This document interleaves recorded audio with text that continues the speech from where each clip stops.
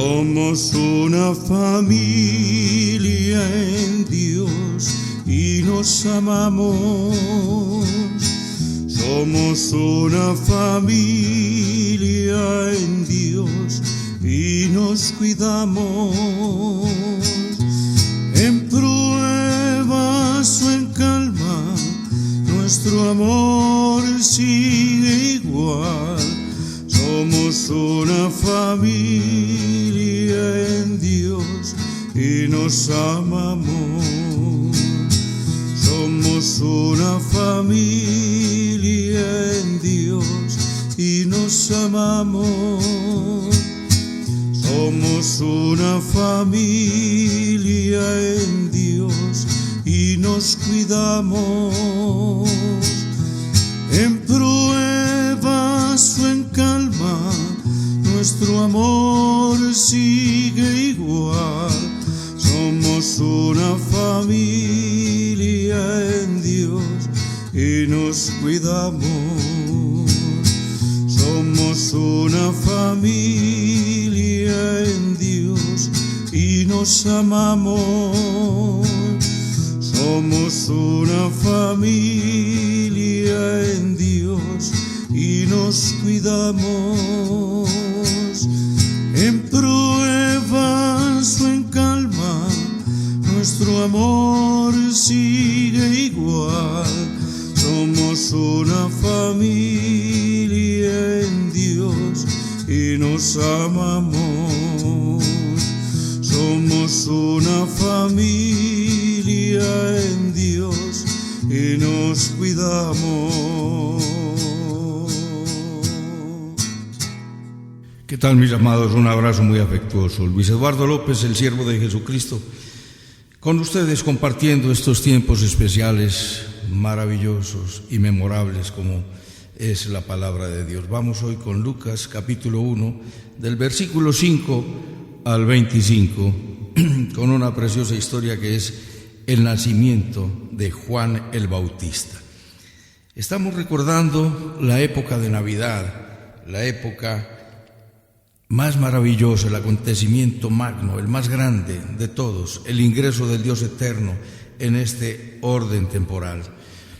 Y Juan el Bautista fue el precursor. Poco se habla de Juan el Bautista, solo por allá que fue decapitado porque lo pidió aquella amante de Herodes, y bueno, pidió la cabeza en un plato, que estuvo en la cárcel. Pero acerca del nacimiento, el precursor, este es el precursor de nuestro Señor Jesucristo, anunciado también en el libro del profeta Isaías, sobre la voz que clama en el desierto. El pueblo vivió por largos años en sufrimiento, en espera. Lo ha hecho toda la humanidad. Hemos vivido en gran sufrimiento, en espera. Pero el pueblo de Dios estaba en medio de insufribles tribulaciones que por siglos venían atravesando y que no le encontraban salida. Pero sabían que las Sagradas Escrituras, por las Sagradas Escrituras, que vendría un Salvador, el Mesías, el siervo de Dios.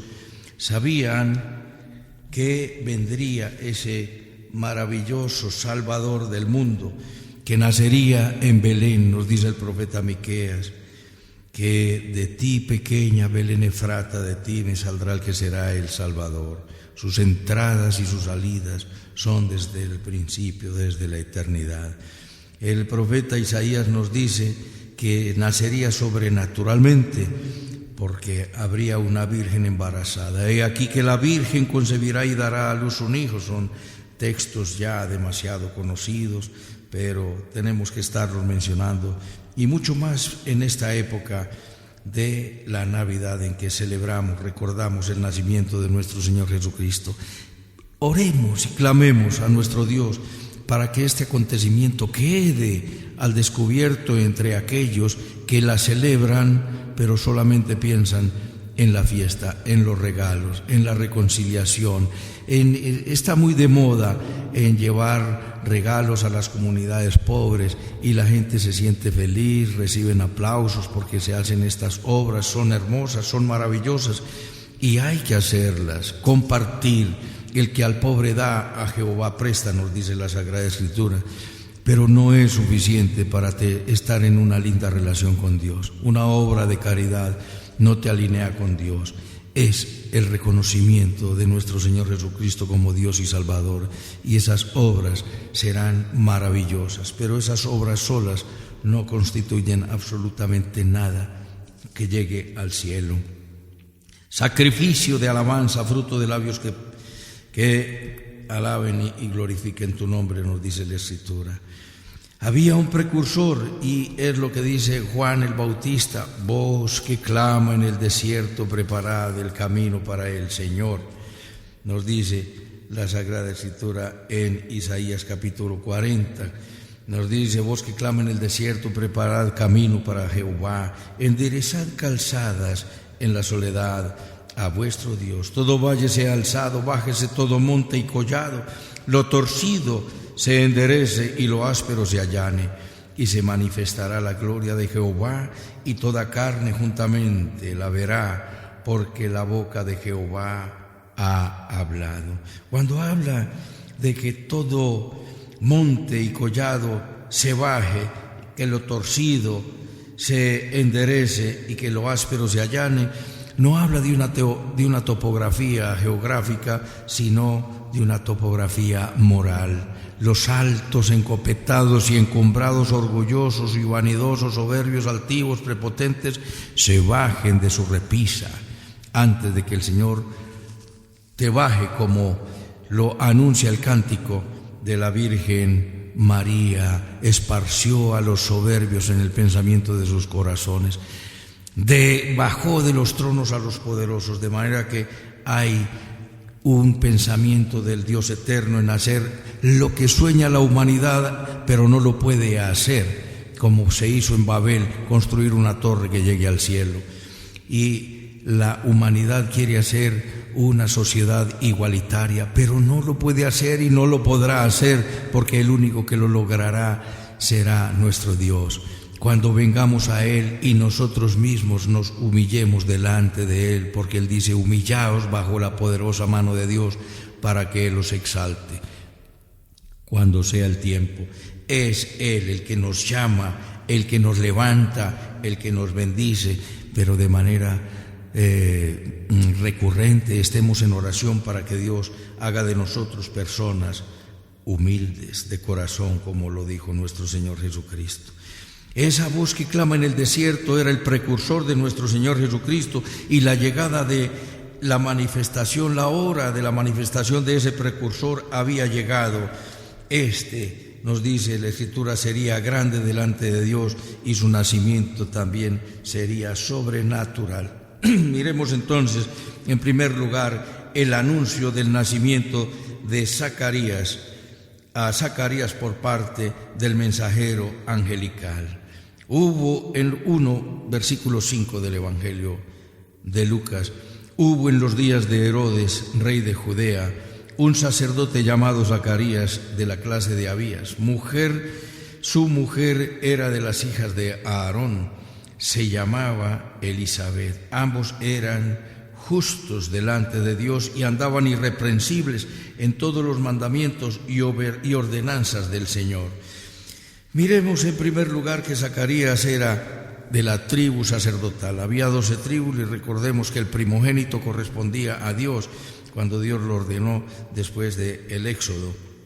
Pero posteriormente liberó a los primogénitos, y los primogénitos eran rescatados por el pago de un precio, y se consagró para el servicio de los oficios sagrados a la tribu de Leví, la tribu sacerdotal. Eran sacerdotes por derecho de nacimiento. Y este sacerdote Zacarías era de la orden de Abías. Estaban los sacerdotes divididos en 24 órdenes, y ministraban cada orden por 2 períodos de 1 semana al año. Todos los sacerdotes, que serían aproximadamente unos 20,000 en la época de Jesús, ministraban juntos solamente en la Pascua entre las 3 fiestas más importantes, la Pascua, Pentecostés y Tabernáculos. Lo podemos mirar en Éxodo 12, arranca la Pascua, y en Levítico 23 nos habla de las 3 fiestas solemnes que Dios ordenó por ley en el libro del Levítico. Levítico 23. Estos sacerdotes tenían que casarse con mujeres de raza judía pura. Dios se reservaba que no se hicieran mezclas con los pueblos paganos para que no llevaran al pueblo a la adoración a sus dioses falsos, porque es más fácil que el bueno se convierta en malo a que el malo se convierta en bueno. Por eso le dice a Jeremías que se conviertan ellos a ti y no que tú te conviertas a ellos. Y para Zacarías fue un privilegio casarse con una descendiente de Aarón, como lo era Elizabeth. Los sacrificios en la mañana y en la tarde se ofrecían por toda la nación, por eso eran tantos los sacerdotes, estaban haciendo sacrificios continuamente, y era el sacrificio de un cordero de 1 año y sin defecto. Se hacía con un sacrificio también, se sacrificaba el cordero y se hacía la ofrenda de comida, de harina, de aceite y de vino. Después del sacrificio de la tarde se quemaba incienso, y para que este sacrificio subiera a Dios en aroma fragante. Y recuerda que nos dice Apocalipsis 5:8 que el incienso son las oraciones de los santos que están guardadas en copas. Tu oración sube en aroma fragante y ninguna se pierde.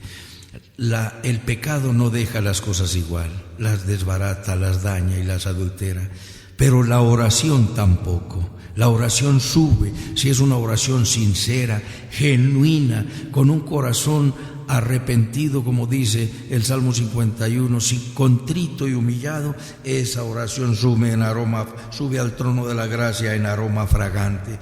Por eso estas ofrendas se hacían y se quemaba el incienso. Y por ser tantos los sacerdotes se quemaba el incienso y se hacía por suerte. Si le tocaba hacerlo, ese era el día más feliz de su vida por tan grande honor. Y había muchos sacerdotes que probablemente no podrían ofrecer el incienso ni una sola vez en la vida. Aún en ese momento a Zacarías le tocó, por suerte, quemar el incienso en el sacrificio de la tarde. Y este hombre perseveraba en la oración. Ellos no tenían hijos y era una verdadera tragedia, era una vergüenza social. Es tanto que la esterilidad era una causa de divorcio. Aún en este día Zacarías estaría habiéndole tocado, que era el día más feliz para un sacerdote por la cantidad que probablemente solamente le correspondería ofrecer el incienso una vez en la vida, y aún en ese momento es muy probable que Zacarías estuviera afligido y angustiado por la vergüenza de no tener hijo, por esa vergüenza. Y Dios nos dice en el versículo 7, pero no tenían hijo porque Elizabeth era estéril y ambos eran ya de edad avanzada. Mira el problema que tenían, la vergüenza social, y ellos se la pasaban en oración, se la pasaban en clamor y en el servicio a nuestro Dios. Nos dice que eran justos e irreprensibles, andaban delante de Dios y guardaban sus mandamientos y sus ordenanzas. Eran justos en el sentido de la justicia, probablemente eran aquellos de los reposados, como vimos en una charla anterior, los hasidim, los reposados que se dedicaban sosegadamente a la oración, al servicio a Dios y a obedecer a la palabra. Y tenían ese sentido de justicia que se llama compasión. Más allá de la justicia retributiva, cometió un pecado y reciba el castigo. Esa es la justicia retributiva. Pero como en José, que era justo y quiso dejar a su mujer María porque estaba en embarazo y no se había celebrado y no la había tocado José, pero como era justo no quiso infamarla, volvió esa ley y esa justicia en una justicia de gracia, la convirtió en compasión. De esta misma línea de justicia era Zacarías, con su mujer eran justos y eran irreprensibles, dice el versículo 6, y andaban en los mandamientos de nuestro Dios y guardaban sus ordenanzas.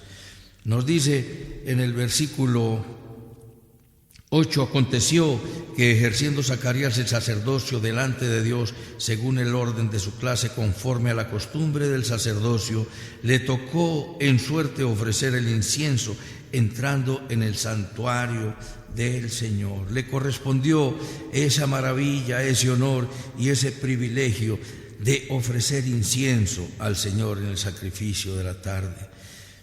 Y entró en el santuario y el pueblo estaba afuera y oraba. El hombre tuvo una visión. Nos dice el versículo 10, y toda la multitud del pueblo estaba afuera orando y a la hora del incienso, y se le apareció un ángel del Señor puesto en pie a la derecha del altar de incienso. Tuvo esa visión sobrenatural, portentosa y divina. Se le apareció un ángel del Señor, estaba en pie a la derecha del altar de incienso, y el ángel viene y se le presenta con un mensaje. Este acontecimiento, después de tantos años de estar en oración y en servicio a Dios, le llega el de repente, pero no sin antes él entrar en una sorpresa que le turbó. Nos dice el versículo 12, se turbó Zacarías al verle y le sobrecogió temor. La reacción apenas es natural, como lo vimos, como le ocurrió a Daniel cuando recibía el mensaje del ángel, como le ocurrió a Juan cuando recibía el mensaje de Jesús directamente en el Apocalipsis. Cuando lo vi, caí como muerto, y él puso su mano sobre mi hombro y me dijo, no temas, yo soy el que vivo y estuvo muerto, y he aquí que vivo por los siglos de los siglos. Cayó como muerto. Ver una maravillosa visión de esas apenas era para una gran sorpresa, y le sobrecogió temor. Pero viene el mensaje del ángel que le dice, Zacarías, no temas, porque tu oración ha sido oída, y tu mujer Elizabeth te dará a luz un hijo y llamarás su nombre Juan. Y tendrás gozo y alegría, y muchos se regocijarán de su nacimiento, porque será grande delante de Dios, no beberá vino ni sidra, y será lleno del Espíritu Santo aún desde el vientre de su madre, y hará que muchos de los hijos de Israel se conviertan al Señor, Dios de ellos, e irá delante de él con el espíritu y el poder de Elías, para hacer volver los corazones de los padres a los hijos y de los rebeldes a la prudencia de los justos, para preparar al Señor un pueblo bien dispuesto. Vamos paso a paso. El ángel del Señor se le presenta en el sacrificio de la tarde.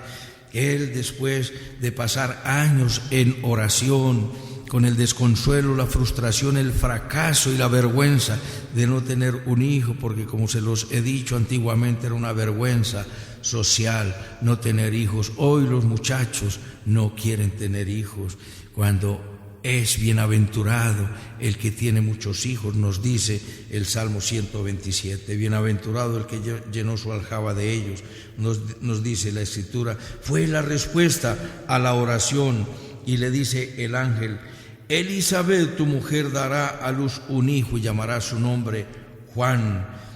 La respuesta siempre tiene oración. La respuesta del justo siempre es oída, como cuando Daniel se postraba delante de Dios y ayunó por 21 días y no comió manjar delicioso, estuvo en ayuno y estuvo siempre clamando en ayuno y oración, y a las 3 semanas le vino el mensajero. Daniel, muy amado, desde el primer día que dispusiste humillar tu corazón fueron oídas tus palabras en el cielo y a causa de tus palabras he sido enviado yo. Pero el príncipe de Persia me opuso resistencia. Desde el primer momento en que tú te inclinas a honrar, a adorar y a clamar al Rey eterno, tu oración es oída en el cielo, mi amado que me escuchas. A veces la gente nos dice o me dice: ore, que es que Dios no me oye. Dios nos escucha a todos. El asunto es que observa lo que dice allí, léete Daniel capítulo 10, donde nos dice que él ayunó por 3 semanas y a los 21 días le llegó el mensajero. ¿Qué ocurre si él hace la primera oración y se va a vivir perdidamente? Con absoluta seguridad que el mensajero angelical se devuelve, porque el príncipe de Persia, ¿quién era el príncipe de Persia? Un demonio de alta jerarquía. En Persia, el príncipe de Medellín, el príncipe de Colombia, el príncipe de Bolivia, el príncipe de Argentina, cada región tiene su principado que hace resistencia y son demonios de gran poder. Por eso tenemos que tener la oración perseverante, como lo hacía Zacarías y como lo hacía Elizabeth, como lo hacía Daniel, que lo vas a ver cuando leas Daniel capítulo 10 en otra preciosa historia. Y el ángel le da la respuesta y lo primero que le dice es: no tengas temor, mi querido Zacarías, no temas, mi amado Zacarías. Tu oración ha sido oída y Elizabeth, tu mujer, tendrá un hijo y llamará su nombre Juan. Y llegó el fin de la tristeza, Zacarías.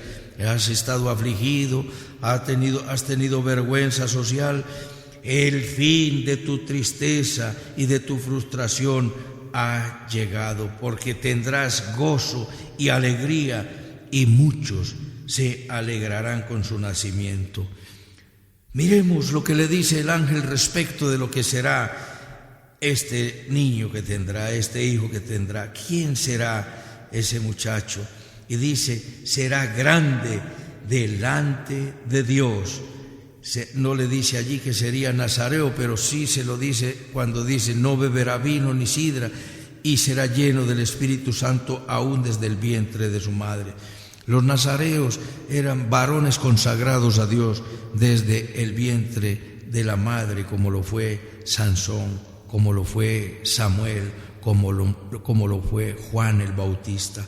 No fue Jesús, porque Jesús, el nazareo, no podía cortarse el pelo, no podía tomar licor, no podía tener contacto con muerto, y Jesús sí se tomó sus vinos y Jesús sí tuvo contacto con muertos, porque actuó en varias resurrecciones. Y entonces era varón consagrado a Dios con total abstinencia de licor, no se cortaría su cabello y no podía tener contacto con muerto. Era nazareo, tendría una fuerza espiritual grande, sobremanera grande, fuerza espiritual.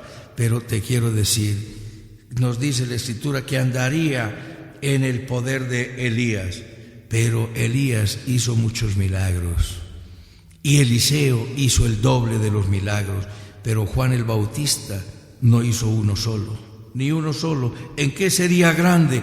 En el poder de su palabra, de decirle duro y de frente a los judíos, hipócritas, escribas y fariseos, como también lo hizo nuestro Señor Jesucristo, para traer al arrepentimiento al pueblo de Dios y hacer reconciliación de los padres sobre los hijos y llamar a la prudencia a un pueblo rebelde. Será lleno del Espíritu Santo aún desde el vientre de su madre. Observa que desde el vientre de la madre un ser humano puede ser lleno del Espíritu Santo. Pero me he encontrado en mi ministerio que aún desde el vientre de la madre muchos ya han tenido la posesión espiritual inmunda y demoníaca. ¿Por qué? Por la elección equivocada de los padres, que dice Dios: visitaré la maldad de padres sobre los hijos hasta la 3ª y 4ª generación de los que me aborrecen. Entonces tu maldad perseguirá a tus hijos, a tus nietos y a tus bisnietos. El alma que pecare esa morirá, pero la maldad está sobre la descendencia. De ahí que debemos cortar con esa maldición, como nos dice la Escritura, el apóstol Pablo en Gálatas 3:13, que Cristo nos redimió de la maldición, porque está escrito: maldito el que es colgado en un madero. Y Jesús fue colgado en un madero y fue hecho por nosotros maldición, para que cuando, mujer amada que me escuchas, si tal vez estés en embarazo o anheles estarlo, tu bebé sea lleno del Espíritu Santo desde tu vientre, como lo fue Juan el Bautista. Cuando fue María a visitarles, Elizabeth fue llena del Espíritu Santo y el bebé saltó en el vientre. Nos dice cuál sería la misión de este varón. Nos dice el versículo 17: hará que muchos de los hijos de Israel se conviertan al Señor Dios de ellos, e irá delante de él con el Espíritu. Dice delante de él, lo que significa precursor, como lo vimos en Isaías: voz que clama en el desierto, preparad camino para el Señor. Él estaba preparando a un pueblo para que vieran al Mesías, para que vieran al Salvador del mundo. Voz que clama en el desierto, preparad camino para Jehová, dice Isaías 43, que ya lo miramos. Irá delante de él, es decir, el ir antes significa ser el precursor. Cuando Jesús ya empezó su ministerio, Juan el Bautista dijo, Juan 3:27, es necesario que yo mengüe y que él crezca. Es necesario que yo mengüe, es decir, que yo baje, porque el tiempo de él, 3:27, es necesario que yo mengüe para que él crezca, nos dice la Sagrada Escritura. ¿Cuál sería la misión de este varón? Irá delante de él con el espíritu y el poder de Elías, para hacer volver los corazones de los padres a los hijos y de los rebeldes a la prudencia de los justos, para preparar al Señor un pueblo bien dispuesto. Ese poder de Elías era un poder grande, que Elías hizo descender fuego del cielo. Pero el fuego que salió de Juan el Bautista no fue fuego del cielo. Cuando Elías estaba retando al pueblo de Dios, porque estaban adorando a Baal, a dioses falsos, a dioses de las tinieblas, y oró y lo retó: si Baal es Dios, adórenle, y si Jehová es Dios, le adoremos. Lo retó. Ellos 450 se pusieron a danzar, a invocar el nombre de Baal y su poder, y no descendió nada, y nada pasó. Y Elías dijo: Señor grande y poderoso, clamó a Dios: siempre tú me oyes, como decía Jesucristo, y descendió fuego del cielo y quemó el holocausto. Pero era el poder de Juan el Bautista el que salía de su boca para llevar el corazón de los padres hacia los hijos, y para hacer volver a los rebeldes a la prudencia de los justos. Porque nos dice la Escritura, el poder que salía de Juan el Bautista era un milagro mucho mayor que descender fuego del cielo, un milagro mucho más grande que un paralítico se levantara, o aun que un muerto resucitara. Era el poder de hacer que el rebelde viniera a la prudencia de los justos, que un hombre volviera su rostro a Dios, como nos lo dice en Malaquías, en el capítulo 4, nos da este anuncio y lo cita el ángel del Señor. Él vendrá con el poder de Elías y hará volver a los rebeldes a la prudencia de los justos, y preparará camino para el pueblo, preparando un pueblo para Dios, un pueblo bien dispuesto para que Jesús viniera y evidenciara con sus milagros, señales y prodigios que Él era el Mesías, el Salvador del mundo. Esa era la misión. El precursor iría adelante con un ministerio similar al de Elías, porque Elías andaba de lugar en lugar vestido de cilicio, con un cinturón, vestiduras de pieles y cinturón que apretaba su vestidura, y con palabra poderosa llamaba a la gente a la reconciliación y llamaba a un pueblo rebelde a la prudencia. Como nos dice en 2 de Corintios, el camino, el ministerio de la reconciliación es el ministerio de todo creyente, de todo cristiano hoy en día, porque nos dice la Escritura que si alguno está en Cristo, nueva criatura es. Las cosas viejas pasaron y aquí todas son hechas nuevas.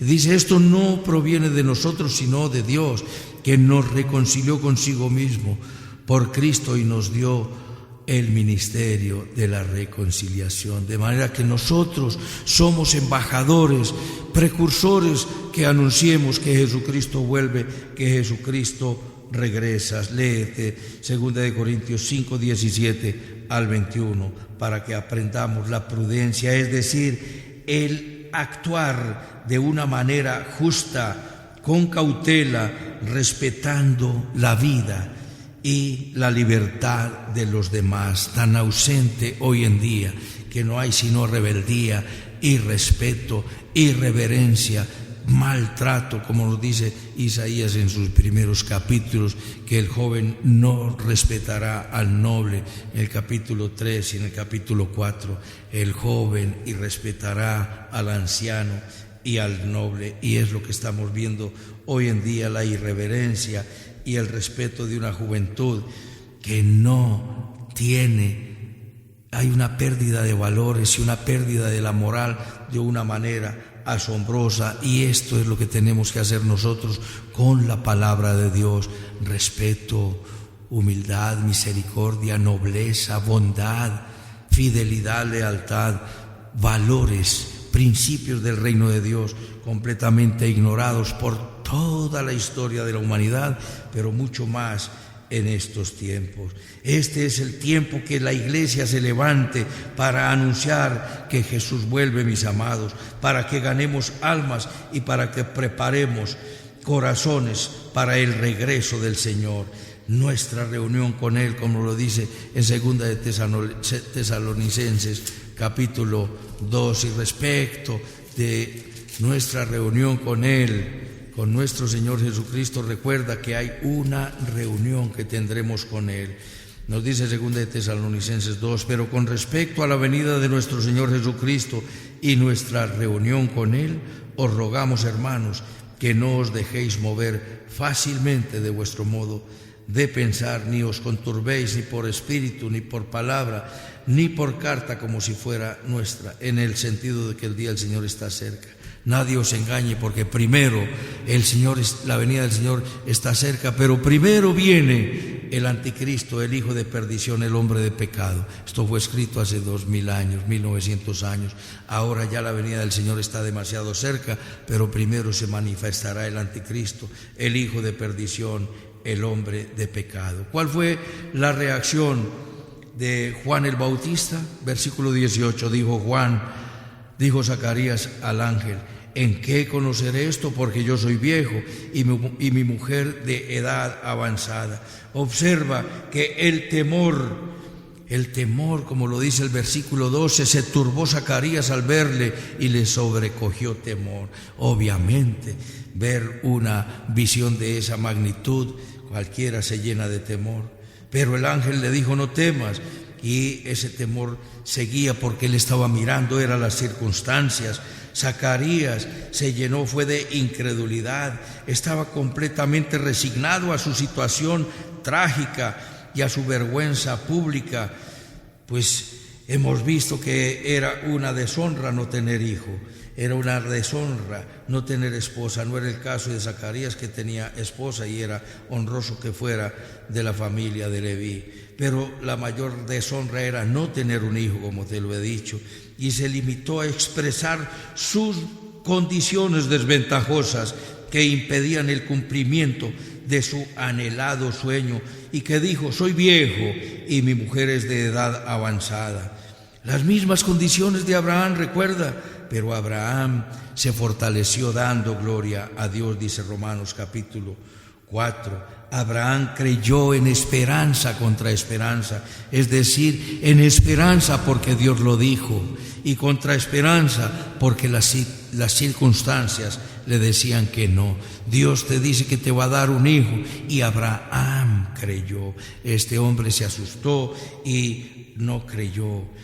Él creyó, estaba mirando más a las circunstancias que a Dios. Entonces el ángel le presenta sus credenciales y decreta un castigo por la incredulidad. Versículo 19, respondiendo el ángel le dijo: yo soy Gabriel, que estoy delante de Dios y he sido enviado a hablarte y a darte estas buenas nuevas. Y ahora quedarás mudo y no podrás hablar hasta el día en que esto se haga, por cuanto no creíste mis palabras, las cuales se cumplirán a su tiempo.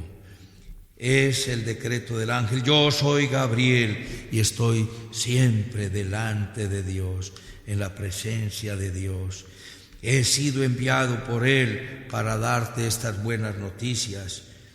Entonces, como no creíste, Zacarías, siervo de Dios, te quedarás mudo hasta que esto ocurra, por cuanto no creíste.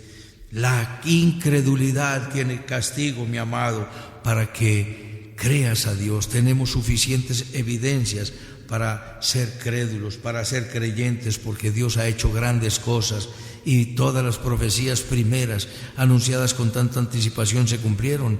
Las que faltan por cumplirse se cumplirán. Y cuántas cosas se han cumplido en nuestras vidas. Se cumplirá el que Dios nos bendecirá en este tiempo en el que el mundo va en decadencia. Recuerda que Él dice: levántate, resplandece, porque ha venido tu luz. Porque nos dice el Señor que tinieblas cubrirán a los ciudadanos de la tierra, pero sobre los ciudadanos del cielo, que somos los creyentes en Cristo, resplandecerá Jehová, y sobre nosotros será vista su gloria. El cumplimiento del anuncio, versículo 24. Después de aquellos días concibió su mujer Elizabeth y se recluyó en casa por 5 meses. Así ha hecho Jehová, y le quitó la afrenta. Más adelantico, en el versículo 57 y siguientes, nos dice que se cumplió el tiempo del alumbramiento y dio a luz el hijo. Y los vecinos oyeron y vieron que esto se cumplió, y se quitó la afrenta de esta pareja hermosa de siervos justos de nuestro Señor Jesucristo. Jesucristo fue anunciado desde la antigüedad. Profeta como tú, como yo, levantará Jehová, le dijo Moisés al pueblo, y le dijo Dios al pueblo: profeta como este siervo levantaré, a él escucharás. Todo lo que él diga se refería a Jesús, el profeta que Dios levantaría. Lo anunció a través de muchos profetas. Todos los profetas anunciaron el nacimiento de nuestro Señor Jesucristo. Lo anunció Isaías: la Virgen concebirá y dará a luz un hijo. Isaías anunció el nacimiento de este precursor maravilloso que sería grande. Elías vendría en el poder de Elías, irá en el poder de Elías, versículo 17. ¿Y qué hará? Volver a los rebeldes a la prudencia de los justos. Y se cumplió el nacimiento de Juan el Bautista, y se cumplió lo que hizo Juan el Bautista al anunciar: he ahí el Cordero de Dios que quita el pecado del mundo. Es hora que nosotros, como Juan el Bautista, nos levantemos como iglesia a anunciar que Jesús viene, y que le digamos a este pueblo rebelde que se está levantando, una juventud rebelde como ninguna otra, porque esta juventud de este tiempo es rebelde, irreverente, para que hablemos con amor y le pidamos a Dios ese poder que se movía en Elías, ese poder que se movía en Juan el Bautista, porque, lo repito, el Evangelio no son palabras, es poder de Dios para salvación.